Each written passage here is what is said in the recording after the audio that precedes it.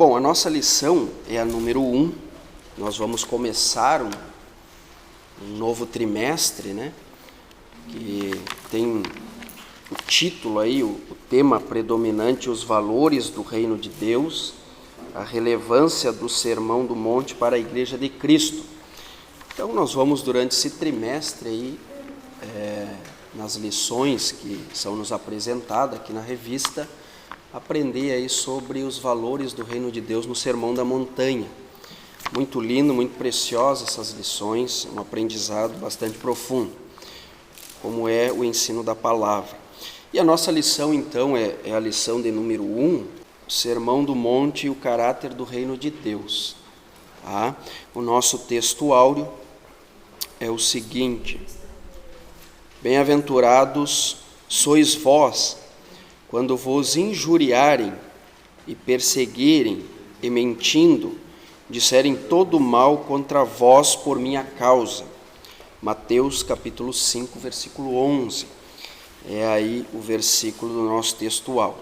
A verdade prática é a seguinte: o Sermão do Monte revela a ética do reino de Deus, que forma o caráter do cristão. Para quem deseja ser chamado discípulo de Jesus, não há alternativa senão praticá-lo. Então aí está a nossa verdade prática. A nossa lição ela é dividida em 3 partes, né, que nós vamos ver, que nós vamos expor aqui para os irmãos. Mateus, o Evangelho de Mateus, ele apresenta 5 grandes sermãos ou discursos que Jesus proferiu. Então, Mateus, esse autor deste Evangelho, ele traz nesse conteúdo da sua autoria 5 grandes sermãos. Nós temos o sermão do capítulo 5, né, que se estende até o 7, que é o Sermão da Montanha, que é o nosso objetivo nesse trimestre, aprender. Mas também nós temos o sermão do capítulo 10, onde Jesus também traz um grande ensinamento.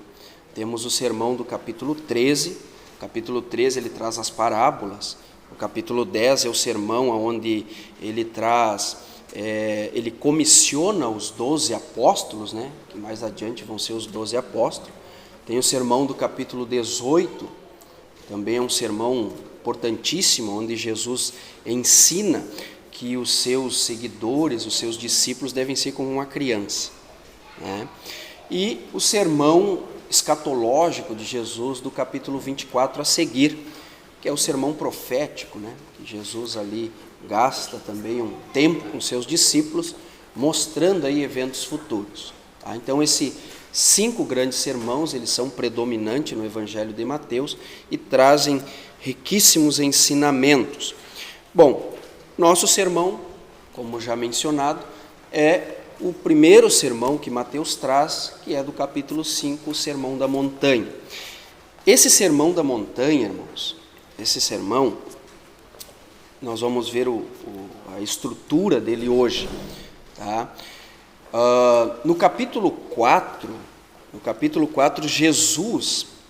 Jesus já havia iniciado o seu ministério terreno na Galileia, tá? Às vezes a gente diz, o primeiro sermão de Jesus, mas Jesus já havia iniciado o seu trabalho, seu ministério terreno na região da Galileia, tá? E esse ministério terreno já iniciado por Jesus já havia reunido multidões já vinham para ouvir o ensino de Jesus. Se vocês lerem aí com a Bíblia aberta, os irmãos quiserem acompanhar, o versículo, Mateus capítulo 4, o versículo de número 25, olha aí, antes de chegar aí no capítulo 5, Mateus capítulo 4, versículo 25, olha o que diz: E seguia-o uma grande multidão, olha as regiões da Galileia, de Decápolis, de Jerusalém, da Judéia e da além do Jordão. Então Jesus já havia iniciado o seu ministério, Tá? E multidões já estavam lhe acompanhando. Já vinham de diversas regiões, como nós lemos aí, que Mateus quer nos mostrar, para ouvir Jesus, para receber alguma bênção da parte do Senhor. E não só uma multidão o seguia, como no versículo 18 do capítulo 4 ainda, Jesus já havia separado alguns discípulos, que mais tarde seriam aí do colégio apostólico. Então nós temos aí, olha o versículo 18. E Jesus, andando junto ao mar da Galileia, viu 2 irmãos, Simão, chamado Pedro, e André, os quais lançavam as redes ao mar, porque eram pescadores. E disse-lhes: vinde após mim, e eu vos farei pescadores de homens. Então eles, deixando logo as redes, seguiram. E, adiantando-se dali, viu outros 2 irmãos, Tiago, filho de Zebedeu, e João, seu irmão, num barco com Zebedeu, seu pai, consertando as redes, e chamou-os. Eles, deixando imediatamente o barco e seu pai, seguiram. Então vejam que antes de Jesus começar a trazer o ensino do Sermão da Montanha, Jesus já estava cercado por uma multidão e Jesus já tinha escolhido alguns discípulos. Isso mostra que o Sermão da Montanha, o que vai ser o Sermão da Montanha? O Sermão da Montanha, que se inicia no capítulo 5, é uma espécie de um curso intensivo. É uma espécie de um discipulado, onde Jesus vai mostrar os valores e os princípios do reino de Deus. Ou seja, tem uma multidão que já está lhe seguindo. Já tem discípulos que ele havia separado e escolhido para o colégio apostólico. Então, Jesus entende que é o momento de trazer ali um discipulado para aqueles que estavam lhe cercando. E nesse discipulado, nesse curso intensivo, como eu disse, Jesus vai mostrar os valores e os princípios daqueles que serão súditos do reino de Deus. Então, o Sermão da Montanha, ele é o momento em que Jesus acha propício para ensinar essa multidão e os seus discípulos. Tá? Então, nós vamos ver aqui nessa lição, na primeira parte dessa lição, nós temos a estrutura desse sermão, está aí a primeira parte, a estrutura do Sermão do Monte, a segunda parte, as bem-aventuranças e o caráter dos filhos de Deus, e a terceira parte, somos bem-aventurados. Tá? São essas 3 partes. Então nós vamos ver a primeira parte aqui, a estrutura do Sermão do Monte.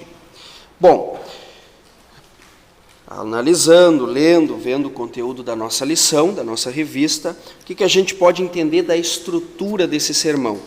Primeiro, irmãos, este Sermão da Montanha, de acordo com o primeiro versículo do capítulo 5, é um sermão que traz ensinos, valores e princípios para os discípulos seus. Se vocês acompanharem, diz assim, Jesus, versículo 1, Jesus, vendo a multidão, subiu a um monte e, assentando-se, aproximaram-se dele os seus discípulos. E aí o versículo 2, e abrindo a boca, os ensinava, dizendo. Então, o Sermão do Monte é um ensino, são valores, são princípios para aqueles que são seus discípulos. Tá? Os princípios e os valores aqui do Sermão do Monte, os princípios do reino dos céus, que Jesus vai ensinar, só é capaz de observá-los, de obedecê-los, de colocá-los em prática quem é discípulo. O Sermão da Montanha, com seus valores, com seus princípios, o infiel, aquele que não está disposto a ser um discípulo, aquele que não está disposto a crer em Deus, ele é incapaz de praticar os valores e os princípios aqui ensinados por Jesus. Tá? Já uma multidão o seguia, Então Jesus traz este ensino e naquele montante de pessoas que estão ali, vai sim ter aqueles que são discípulos e vão acatar e vão obedecer esses princípios, esses valores do reino, mas a gente sabe que muitos que ali seguiam Jesus não eram verdadeiros discípulos e que não iam de forma alguma observar esses princípios. Tá? Então, de primeira sim, o Sermão da Montanha, ele apresenta esses valores que só podem ser observados pelo verdadeiro discípulo do Senhor. Então, se nós pegarmos todo o Sermão da Montanha e apresentarmos para um pecador, para um não crente, para um infiel, um incrédulo, e apresentar que os valores ele é incapaz de realizar esses princípios, que ele não pertence, ele não faz parte, ele não é súdito do reino de Deus. Então é um sermão bastante seletivo, né? Ele é para os discípulos do Senhor. Nós vamos ver o porquê. Tá? A estrutura ainda dentro dessa parte, a estrutura do Sermão do Monte, Jesus revela aqui a sua divindade e a sua autoridade. É isso que Jesus faz. Ele mostra, já iniciar, há uma multidão o seguindo, o cercando. Ele chamou alguns discípulos. Então agora ele vai mostrar que ele é divino. Ele vai mostrar a sua autoridade divina. Se vocês acompanharem aí, vocês vão ver no versículo, aí tudo dentro do capítulo 5, o versículo 22. Vamos ler aqui o versículo 21. Diz assim: ouviste que foi dito aos antigos, não matarás, mas qualquer que matar será réu de juízo. Versículo 22, Jesus mostrando a sua divindade.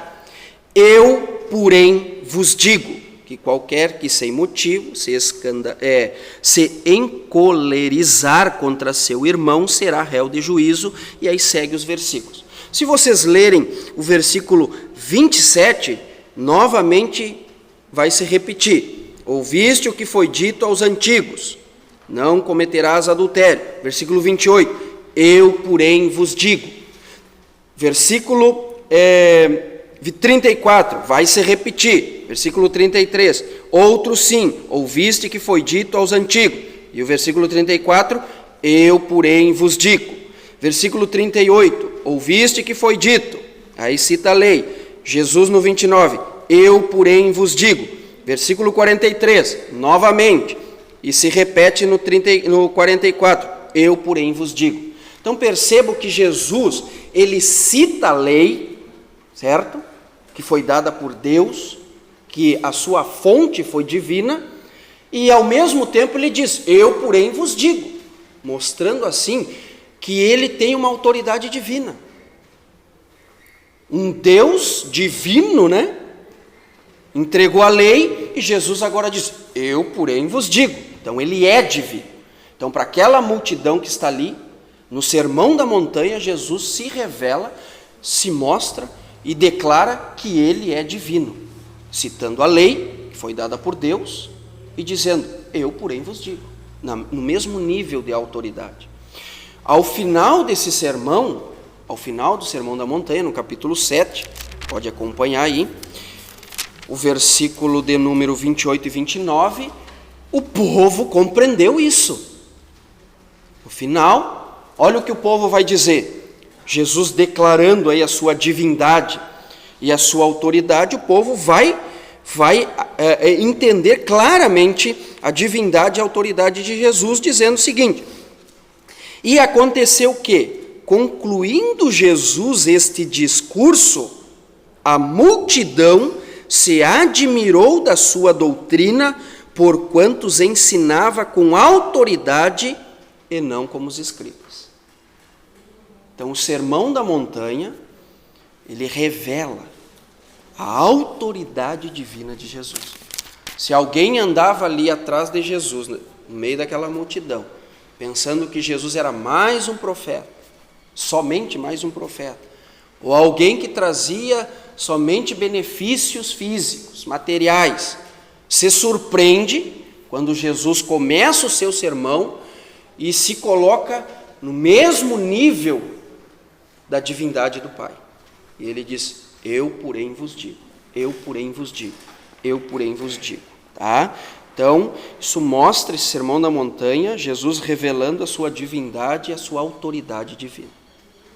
Tá? Então, quem já estava ali seguindo Jesus, daquela multidão, achando que Jesus era mais um, já vai ficar assim, ou ele vai se tornar um discípulo e seguir esse Jesus divino, ele vai abandonar.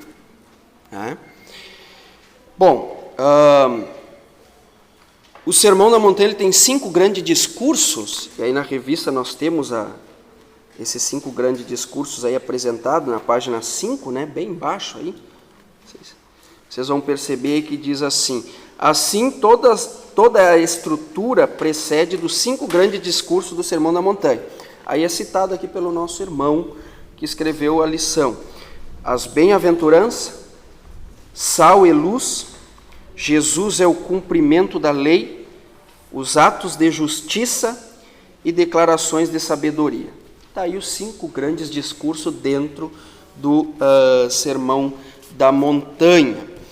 Bom, esses 5 grandes discursos, irmãos, que está dividido aí o Sermão da Montanha, ele tem um propósito, lógico, além de mostrar a divindade de Jesus e sua autoridade, há uma concordância entre os comentaristas bíblicos em mostrar que o grande propósito do Sermão da Montanha, com esses 5 grandes discursos, ele está no versículo 20, que é importante os irmãos acompanhar, que a gente vai se deter um pouquinho, tá? O versículo 20 aí no capítulo 5. Aqui está o grande eixo do Sermão da Montanha e os seus 5 discursos, o grande propósito. Olha o que diz: porque vos digo que se a vossa justiça não exceder a dos escribas e fariseus, de modo nenhum entrareis no reino dos céus. Então Jesus começa sério o seu discurso. Se a vossa justiça não exceder, não for maior do que a justiça dos fariseus e dos escribas, que eram os religiosos da época, né? Os fariseus, os guardiões da lei de Moisés, da lei moral de Deus, da lei cerimonial, os grandes guardiões da lei, e os escribas, os grandes mestres da lei, né? Diz os estudiosos que um fariseu sempre andava com um escriba do seu lado, porque o escriba era uma enciclopédia, né, da lei. Então o fariseu, ele era um defensor da lei, um guardião da lei, em todo momento ele queria defender a lei, então ele sempre tinha a companhia de um escriba, porque o escriba conhecia muito bem a lei. Então se ele precisasse de uma citação da lei, o fariseu não tivesse ali de memória, então ele buscava auxílio em quem? O escriba tinha tudo na sua mente, porque ele era um escrivão, ele era um copista da lei, então de tanto copiar a lei, eles assimilavam e assim se tornavam mestres. Então, Jesus, olha bem, irmãos, ele está dizendo para aquela multidão, ele vai trazer um sermão que tem 5 partes, 5 discursos ali, que são somente para aqueles que são fiéis e que realmente são discípulos. E nesse discurso, nesse sermão, ele vai dizer o seguinte: olha, o que eu vou trazer aqui, os valores e os princípios que eu vou apresentar, vai fazer com que os verdadeiros discípulos, verdadeiros súditos do reino, tá, excedam os fariseus e os escribas, a justiça dos fariseus e dos escribas. Por isso que no início a gente disse que esse Sermão da Montanha não é para incrédulos, porque os incrédulos não têm possibilidade de superar a justiça dos líderes religiosos da época. E olha que eles eram rígidos, hein? Eles eram rígidos em relação à justiça. Mas Jesus vai dizer, só que vocês, que são súditos do reino, têm que exceder essa justiça. Acho que o povo que estava ali, que admirava os fariseus, que admiravam os escribas, vão pensar assim: sério isso? Nós vamos ter que exceder a justiça dos líderes religiosos? Sério. Olha o que Jesus vai declarar. Se não acontecer dessa forma, de maneira nenhuma entrareis no reino dos céus. Então o troço é sério, né?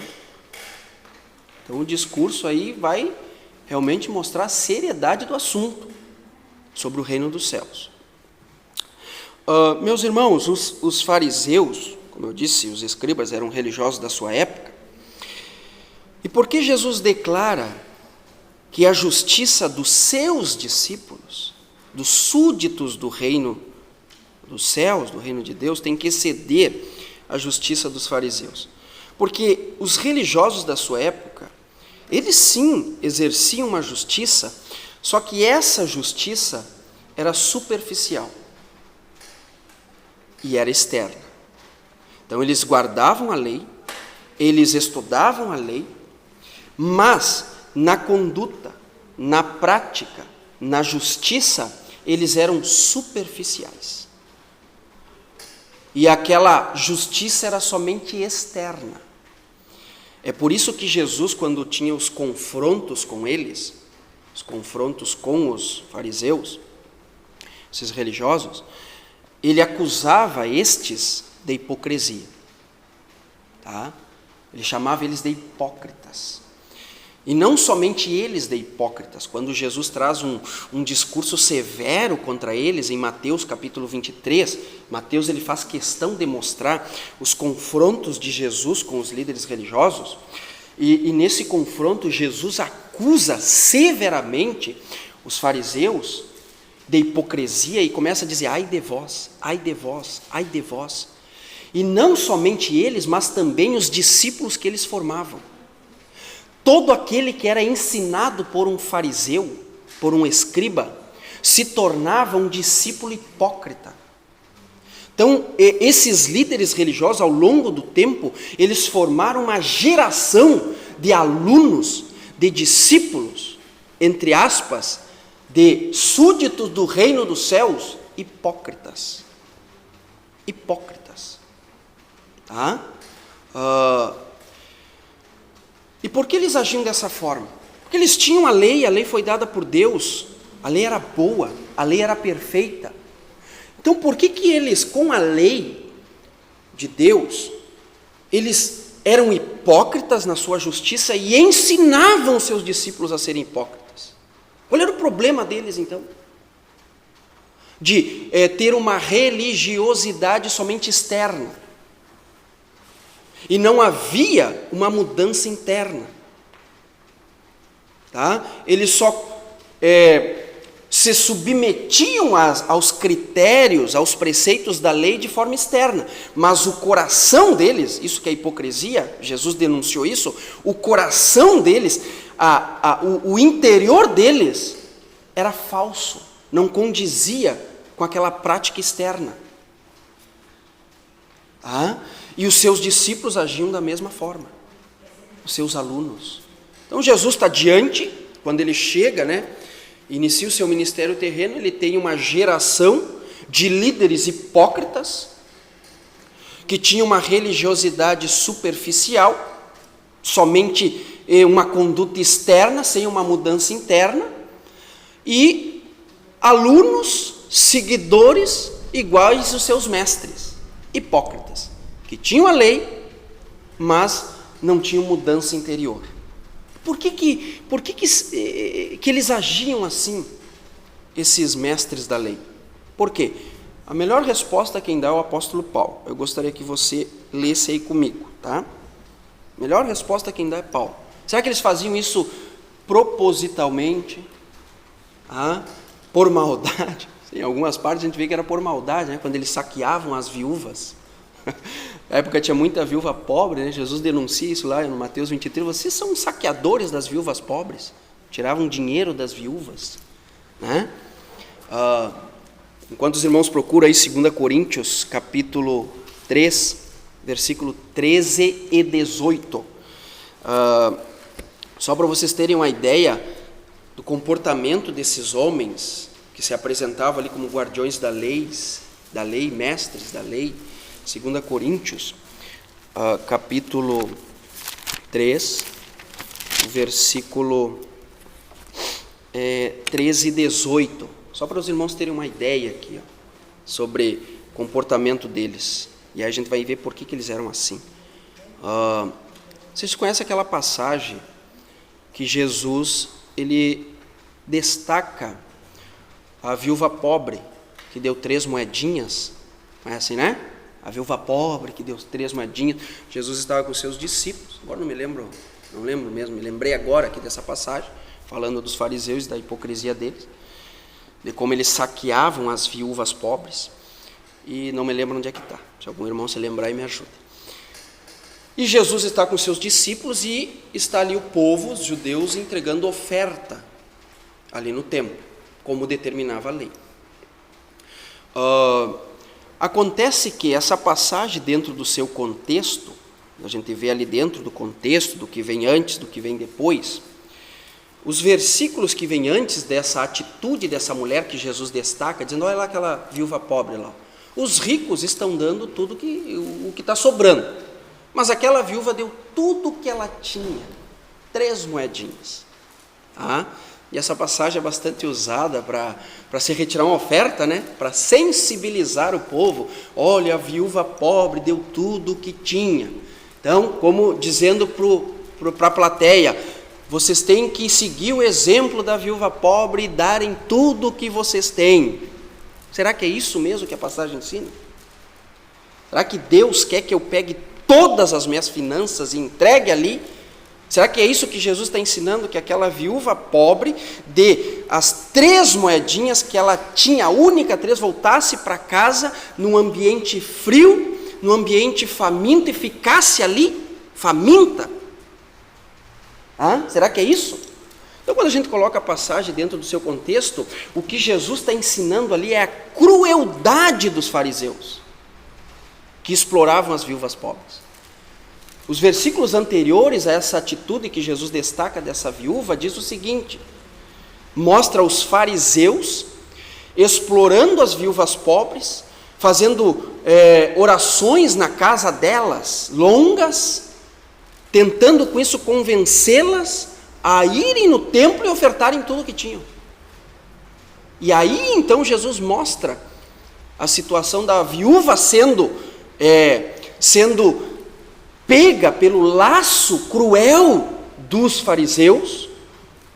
Então ela pega as suas únicas 3 moedinhas, vai lá no templo e dá tudo o que tinha, porque ela foi induzida pela hipocrisia, pela crueldade, pela maldade dos líderes religiosos da época, que exploravam, isso Jesus destacou várias vezes, exploravam as viúvas pobres, que eram ali vítimas. Eles enxergavam as viúvas pobres como uma vítima fácil. Então Jesus denuncia a atitude desses fariseus em explorar as viúvas pobres, a induzi-las a darem tudo o que elas possuíam. E Jesus diz, olha lá aquela senhorinha lá, está entregando tudo o que tem. Por quê? Porque os fariseus hipócritas, maldosos, faziam isso. Então eles pressionavam, eles convenciam as viúvas pobres a darem tudo o que possuíam. E na sequência, depois da passagem aí da viúva, dando as 3 moedas, Jesus vai dizer, e esse templo, a qual os fariseus preservam tanto, e dizem que tem que entregar tudo lá, esse templo não vai ficar pedra sobre pedra. É o que diz aí, não é? Na sequência. Não vai ficar pedra sobre pedra. Então o que eles estão fazendo? Empurrando as viúvas pobres, olhando elas como uma vítima, a entregarem tudo o que possuem num templo que não vai ficar pedra sobre pedra. Então Jesus, ao longo do seu ministério terreno, ele denunciou a maldade e a hipocrisia desses líderes religiosos. E agora no Sermão da Montanha ele diz, vocês não devem ser como eles. Tem uma religiosidade superficial, externa, uma religiosidade aí, somente para aparecer e usar de maldade. Então o sermão que eu vou trazer, isso que Jesus está dizendo, vai polir o verdadeiro caráter, de um verdadeiro discípulo. E esse foi a mensagem de Jesus. Então, mas Paulo, como eu disse para os irmãos, que abriram aí em 2 Coríntios, fizemos uma digressão aí, nada a ver com a lição, mas Tem e não tem, né? Para a gente um pouquinho entender como é que funcionava a intenção dos líderes religiosos da época. Mas Paulo vai nos dizer com mais detalhe teológico, vamos dizer assim, como é que era o caráter desses homens, o porquê que eles agiam dessa forma. Então vamos lá, 2 Coríntios, no capítulo 3, versículo 12 a seguir, diz o seguinte, 12 ou 13, né? Vou ler o 12 aqui.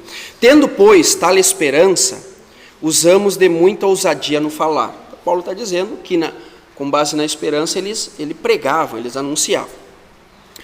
E não somos como Moisés. Moisés aqui é a lei. Toda a lei, todo o Pentateuco que eram guardado pelos fariseus, a lei era chamada de Moisés, porque foi entregue a Moisés e Moisés entregou para o povo. E não somos como Moisés, ou como a lei moral, que punha um véu sobre a sua face para que os filhos de Israel não olhassem firmemente para o fim daquilo que era transitório. Mas os seus sentidos foram endurecidos, porque até hoje o mesmo véu está por levantar na lição do Velho Testamento, a qual foi por Cristo abolido. Versículo 15. E até hoje, quando é lido Moisés, a lei, o véu está posto sobre o coração deles. Deixa eu explicar aqui. Paulo traz aqui, ele evoca uma passagem do Antigo Testamento, que está lá em Êxodo 34, aonde Moisés é chamado a estar na presença de Deus para receber os 10 mandamentos, certo? Receber a lei. Então, quando Moisés ia diante da presença de Deus, recebeu os 10 mandamentos, quando Moisés voltou, Júnior, o rosto dele brilhava. Brilhava, e isso assustou quem estava próximo dele. Moisés não tinha se dado conta no primeiro momento. Aí os outros ficaram com temor. E aí então Moisés colocou um véu. Quando Moisés era chamado por Deus para receber orientações, instruções, Moisés tirava o véu. Deus lhe dava instruções. Moisés então ia transmitir ao povo, Moisés colocava o véu. E o povo então não via. E aí Paulo interpreta dizendo, Moisés colocava o véu porque a glória do rosto que estava na face de Moisés, a glória de Deus ali, o brilho, ele ia desvanecendo aos poucos.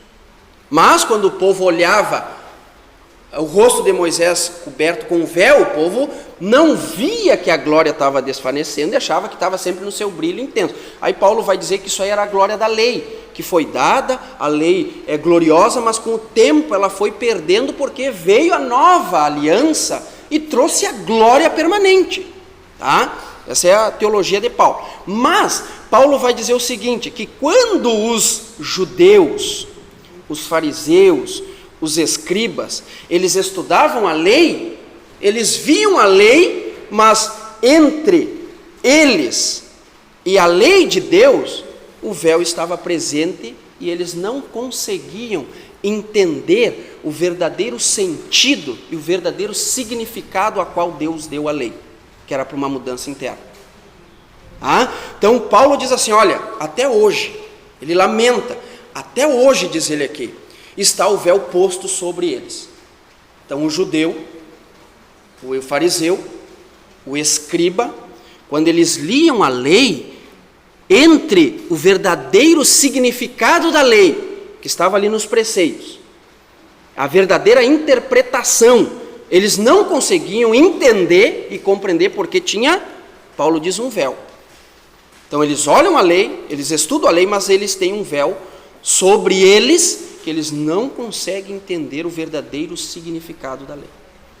Então por isso, por esse motivo, então eles têm uma religiosidade externa, uma religiosidade hipócrita, uma religiosidade superficial, porque eles não entendem o sentido, o significado, eles não conseguem interpretar o verdadeiro sentido que Deus pretendeu na lei.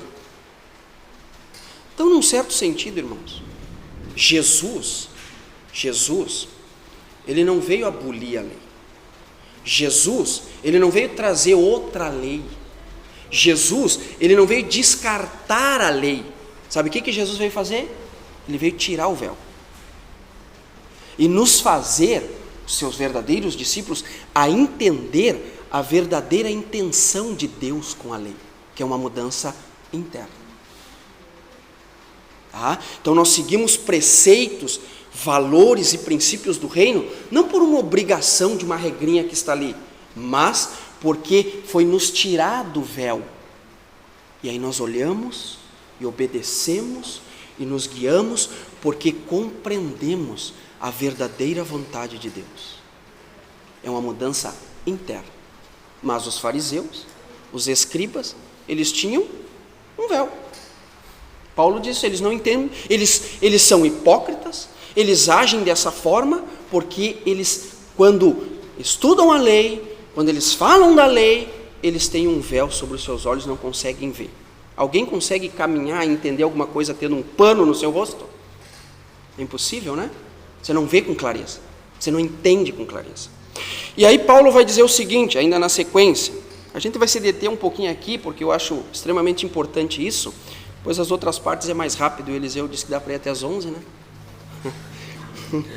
Mas vamos lá, esse versículo que vem a seguir aqui é o mais mal interpretado. Olha o que diz. Então Paulo vem mostrando, né, versículo 15, e até hoje, quando é lido Moisés, o véu está posto sobre o coração deles, que eram os líderes religiosos. Tá? Aí olha o versículo 16. Mas, aí vai ter uma diferença. Mas, quando se converterem ao Senhor, então o véu se tirará. Então, quando esses líderes religiosos e os discípulos deles realmente se converterem ao Senhor, então vai ser tirado esse véu, e aí então eles olham os preceitos de Deus, tá? Os ensinos que o Senhor transmitiu, então o véu é tirado, então eles vão entender, aí vai haver uma mudança interior, e não externa e superficial. E aí Paulo segue aqui, versículo 17, aqui vem o texto mais mal interpretado, às vezes, né, no nosso meio. Ora, o Senhor é Espírito, e onde está o Espírito do Senhor, aí a liberdade. Esse texto ele é bastante judiado, né? As pessoas às vezes pegam só esse versículo 17 e dizem, olha, onde está o Espírito do Senhor é a liberdade, faça o que você quiser no culto, porque o Espírito de Deus está aqui, então faça o que você quiser, se tiver que sair correndo, pulando, sapateando, virando estrelinha, faça, porque onde está o Espírito do Senhor, aí a liberdade. Será que é isso que Paulo está querendo dizer? Ou será que Paulo está querendo dizer assim, ó, aonde o Espírito do Senhor agir, você é liberto do véu. Você não vai olhar mais os preceitos de Deus sem entender eles, sem produzir uma mudança interna. O véu é tirado, o Espírito de Deus, o Espírito Santo na minha vida, na vida do verdadeiro discípulo, ele livra o verdadeiro discípulo do véu. E essa é a liberdade, é retirar do véu. E é isso que Paulo está dizendo. Quando os fariseus, quando os seus discípulos que agem de maneira hipócrita, sem mudança interior, porque eles estão com véu e não conseguem ver a realidade, o significado da lei, mas quando o Espírito Santo tira esse véu deles, aí eles vão entender, e aí recém eles vão ter a verdadeira liberdade. E a verdadeira liberdade é se conduzir em uma conduta louvável a Deus, não por imposição de regras, mas de mudança interior, que ele é liberto. Tá? E aí Paulo segue aqui fechando, mas todos nós com cara descoberta. O que é cara descoberta? Sem véu, porque o Espírito Santo nos libertou do véu. Tá? Com cara descoberta, refletindo como em um espelho a glória do Senhor, somos transformados de glória em glória, na mesma imagem pelo Espírito do Senhor. Aí Paulo vai fazer aquela conexão, dizendo que lá a glória lá da lei ia desvanecendo, então o povo olhava o rosto de Moisés e não percebia que a glória da antiga aliança ia desvanecendo, mas aí Paulo diz, nós não temos o véu, e a glória do Senhor em nós, pelo Espírito Santo, brilha e brilha e brilha de glória em glória e não desvanece. O cristão ele vai se aperfeiçoando cada vez mais, e ele não começa seguindo, entendeu? Porque às vezes acontece, qual é as regras da igreja? Aí a pessoa no início, se ela não tira o véu, se não é tirado o véu, ela vai obedecer os dogmas da igreja cegamente e vai cansar. Ela vai cansar. Vai passar um tempo seguindo regras e vai cansar. Mas quando o Espírito Santo entra e ela entende a mensagem do Senhor, o ensino do Senhor, esse véu é tirado, e aí ela não segue só regrinhas, porque é uma regra da igreja, ela vai de glória em glória, brilhando, porque o Espírito Santo está ali, agindo e fazendo ela entender a vontade de Deus, os valores e os princípios do reino. Tá bom? Alguma pergunta, irmãos? Deu para entender essa parte? Então, onde está o Espírito do Senhor? Aí a liberdade. Que liberdade é essa? É a liberdade do véu. É a liberdade, não é a escravidão de seguir regras sem entender. Deus tem princípios e valores, então, sem entendimento eu vou me submeter a essas regras. Não é isso que Deus quer. O Espírito Santo, ele tira o não entendimento desses princípios e valores e faz uma mudança interna, e aí nós nos conduzimos de glória em glória, porque a glória da segunda aliança é permanente. Tá? Muito bem, voltamos então à nossa lição. Essa é a estrutura do Sermão da Montanha. Então, o Sermão da Montanha quer formar verdadeiros discípulos sem véu. Discípulos que realmente entendam a mensagem de Deus. É isso que Jesus diz, voltando lá para Mateus. Voltando para Mateus, capítulo 5.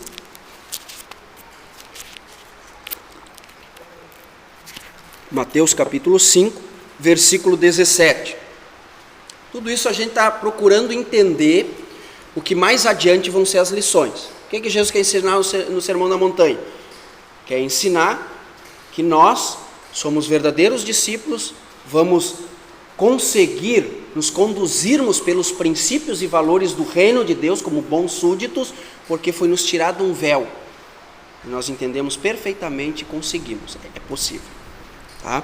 Então, versículo 17 do capítulo 5, olha o que Jesus diz para aquela multidão ali: não cuideis que vim destruir a lei ou os profetas, não vim abrogar, mas cumprir, porque em verdade vos digo que até que o céu e a terra passem, nem um jota ou um tio se omitirá da lei sem que tudo seja cumprido. Ou seja, no Sermão da Montanha, Jesus, olha bem, Jesus vai dar a verdadeira interpretação da lei que os fariseus e escribas distorceram. A mesma lei, Jesus vai pegar e vai dizer: é isso que Deus quis transmitir na lei moral. Só que os fariseus, os escribas, por causa do véu, da cegueira deles em não entender o verdadeiro significado a qual Deus deu, eles distorceram esta lei e criaram, pela sua hipocrisia, uma religiosidade superficial, uma religiosidade externa, sem mudança interna. Através do sermão que eu vou trazer agora, é isso que Jesus está dizendo, eu vou mostrar o verdadeiro sentido da lei moral de Deus, a verdadeira interpretação, porque eu não vim excluir ela, não vim dizer que ela não presta mais, eu vou assim dar o verdadeiro significado dessa lei. E aí então na sequência nós vimos que aí ele começa a dizer: vocês aprenderam assim, porque está lá na lei, eu porém vos digo. Não é novo, não é algo novo, o que Jesus está dizendo é o verdadeiro sentido que a lei procurava transmitir. Deu para entender, irmãos? Que Jesus não veio abrogar a lei, ele mesmo disse aqui. Não vim dizer que a lei não presta, que ela agora é insignificante. Não. Ali estavam os princípios e os preceitos em cima. Tá? Que os fariseus não conseguiram interpretar. Mas Jesus interpretou, trouxe o verdadeiro significado da lei, ensinou os discípulos ensinaram a igreja, e nós temos que ensinar os demais que chegam. Tá? Não como os fariseus hipócritas, né? Mas tem muita gente aí com véu no rosto aí, ensinando uns negócios que está totalmente fora, né? Isolando versículos e determinando certas coisas, dizendo certas coisas, você percebe claramente que é um ensino ainda com véu, não entendeu ainda? Escravizando as pessoas, né? Judiando das viúvas pobres. Muito bem, a segunda parte da nossa lição diz as bem-aventuranças aqui do reino, né? As bem-aventuranças e o caráter dos filhos de Deus. Essa palavrinha bem-aventurança é um adjetivo que significa feliz, ou 3 vezes feliz. Feliz, feliz, feliz. Tá? Todavia, esse adjetivo feliz, ele é mais do que uma emoção superficial. Eu sou feliz, agora eu sou do Senhor, eu sou da igreja, eu sou feliz, eu sou muito feliz. É mais do que isso. Quando Jesus traz esse adjetivo, bem-aventurado, bem-aventurado, bem-aventurado, bem-aventurado, está falando de uma felicidade, não está significando somente uma felicidade ali superficial, uma emoção, um sentimentalismo. Quando Jesus traz essa palavra, que no grego, né, que está aí na lição, nos apresenta, que no grego quer dizer makarios, essa é a palavrinha no grego, makarios. Essa palavrinha makarios, ela fala de um bem-estar divinamente concedido. Então é uma alegria ser bem-aventurado, que só é possível aos discípulos de Jesus e não aos que não são discípulos. Tá? Então isso que Jesus está ensinando para aquela multidão. Quem realmente é súdito deste reino, ele é feliz. E essa felicidade não é superficial, não é só um sentimentalismo. Essa superfelicidade, vamos assim dizer, ela tem a sua fonte, ela é concedida, este bebe de uma fonte divina. A fonte dessa felicidade é Deus, é o Makarios. Jesus está dizendo isso. Essa felicidade, ela vem diretamente de Deus. Por isso que não é superficial. Por isso que ela não é diminuída com qualquer coisa. Porque a fonte dessa felicidade, desse Makarios, é Deus. Ou seja, a felicidade vem unicamente e exclusivamente de Deus. Sendo assim, só pertence aos fiéis. O incrédulo pode ter essa felicidade? Não. Por que o incrédulo não pode ter essa felicidade? Porque a fonte da felicidade daquele que não é discípulo do Senhor são outras. Platão, um filósofo grego, e o grego predominava a cultura da época, a influência grega, né, a influência helenista. Platão, ele dizia que Makarios, que é a palavra grega, né, que o Makarios era somente concedida a homens ou mulheres bem-sucedidos, que tinham riquezas. Essa era a filosofia de Platão. O Makarios, ou a verdadeira felicidade plena, só pode ser desfrutada por quem é bem-sucedido. Assim que pensava Platão. E muitos conterrâneos gregos e influenciados pela cultura helenista também pensavam do mesmo jeito. A pergunta é, os incrédulos, aqueles que não são discípulos de Jesus, eles não pensam do mesmo jeito? Que para ser feliz tem que ter muitas posses, muitos bens? Não é isso que é propagado aí no mundo? Que a fonte da felicidade é as riquezas. Será que é? Se fosse isso, ricos não se suicidavam, né? Não teriam seus lares destruídos, né? Então Platão estava errado. O grande filósofo grego, né, está errado. Imagina Jesus trazer agora para aquele mundo helenista, né, aqueles judeus influenciados pela cultura grega, e diz, olha, o Makarios, a verdadeira felicidade, a fonte não é as riquezas, como pensava Platão. A fonte é ter uma comunhão com o verdadeiro Deus. Isso gera bem-aventurança. Também tinha um poeta muito famoso, tem muita literatura ainda hoje presente dele, do grego também, Homero. Foi um poeta grego, Homero, escreveu Odisseia, né?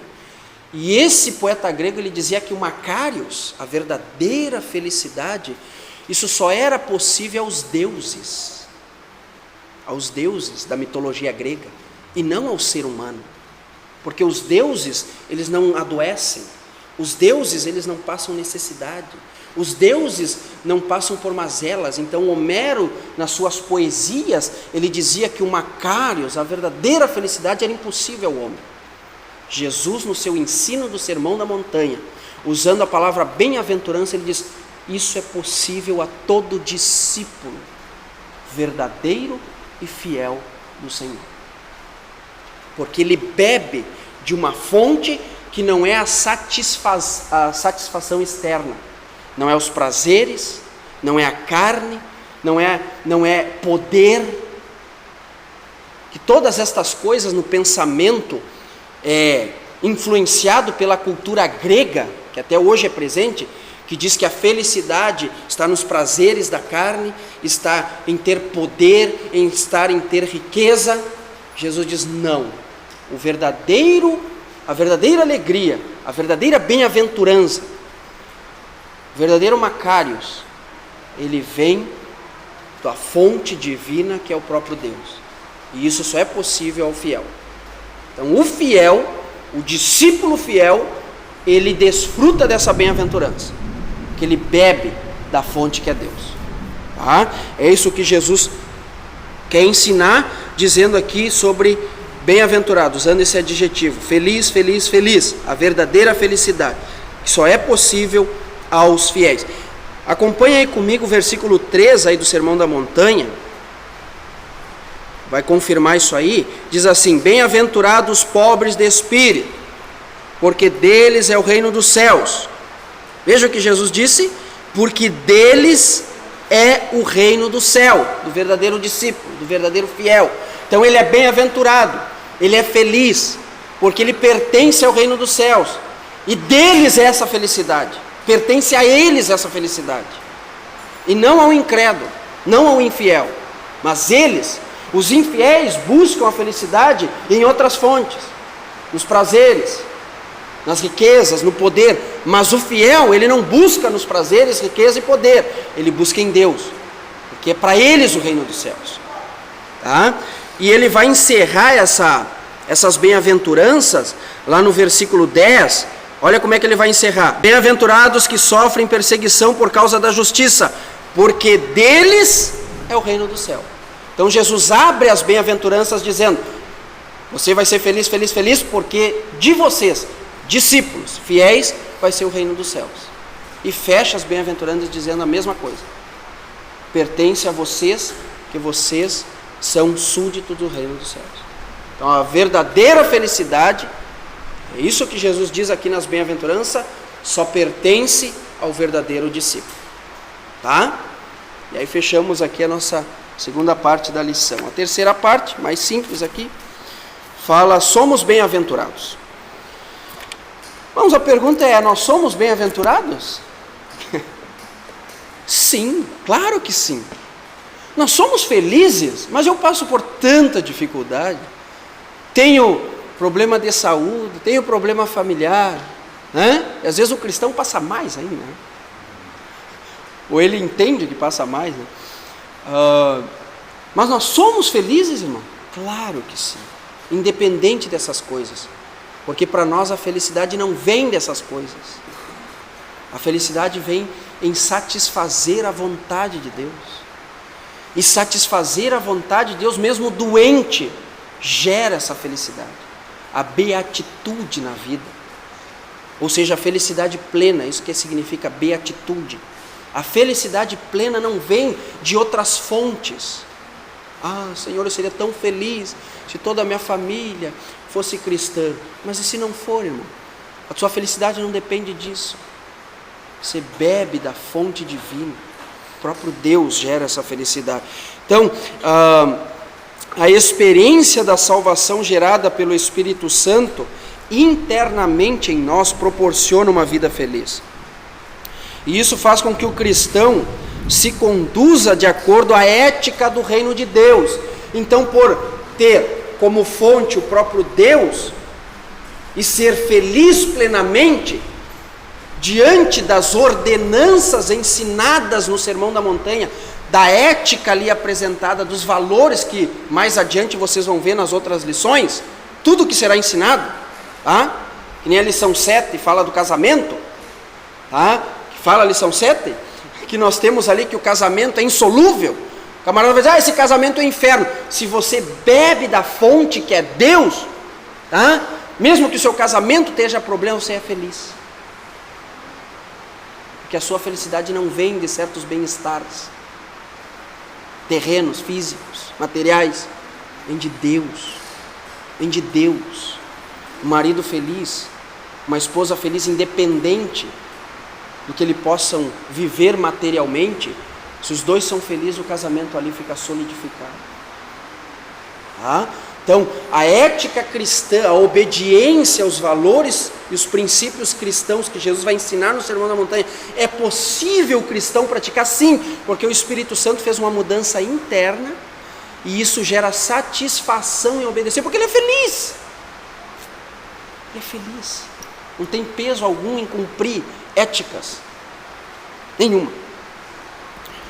Isso gera uma satisfação profunda. A prova que o cristão é bem-aventurado é as beatitudes, são 8 que são apresentadas no Sermão da Montanha, né? Essa felicidade profunda. A prova que ele é bem-aventurado porque ele não é carnal. Porque o carnal, ele precisa de felicidade a partir de outras fontes. Outros prazeres, outras fontes que não são Deus. Então, se ele é espiritual e teve uma mudança interna gerada pelo Espírito Santo, então sim ele consegue permanecer e se conduzir, ter uma conduta de acordo com a ética, de acordo com os valores apresentados no Sermão da Montanha. Então, até o fim desse trimestre, vão ser apresentados aqui ensinos, valores, princípios que Jesus vai ensinar no Sermão da Montanha. E até o final desse trimestre, nós vamos ver se somos carnais ou espirituais, se a nossa felicidade vem de outras fontes que não é Deus, ou se a nossa felicidade vem dessa fonte divina que é Deus de felicidade. E aí nós vamos ver se temos uma vida carnal ou uma vida espiritual. E aí os princípios que serão apresentados, se nós cumprirmos com alegria, é porque nós somos espirituais. Agora, se nós tropeçar e achar que é difícil, questionarmos, aí é porque, infelizmente, nós estamos bebendo em fontes carnais.